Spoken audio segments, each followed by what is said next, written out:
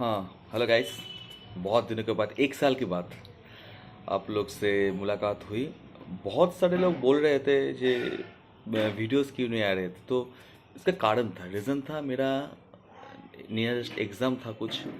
और मैं थोड़ा मेरे फाइनेंशियल में थोड़ा बिज़ी हो गया था, इसलिए वीडियो नहीं बना पाया। तो अभी मैं ट्राई करूँगा जो हर हफ्ते में एक वीडियो मैं डालूँ। अगर आप लोग का प्यार हमेशा हमारे पास रहे और आप लोग मुझे प्यार दिखाए और हम आपके साथ हैं, ज़रूर ज़रूर मैं वीडियो डालूंगा। फैक्ट के ऊपर वीडियो डालूंगा, वहाँ पे घूमने जाऊँ तो उसका वीडियो डालूंगा। मेरे डेली शेड्यूल लाइफ और जो फैक्ट हो रहे हैं मेरे देश में, आजू बाजू में, उसके अंदर मैं थोड़ा थोड़ा क्लिप भी डालूंगा, थोड़ा वीडियो भी डालूंगा। तो सी यू सुन गाइस। जो जो सब्सक्राइब नहीं कर अभी तक चैनल को नहीं कर, तो प्लीज़ सब्सक्राइब कर दीजिए, बेल आइकन को दबा दीजिए। अगर मेरे वीडियो पे आए तो आपको नोटिफिकेशन मिल जाए। Thank you.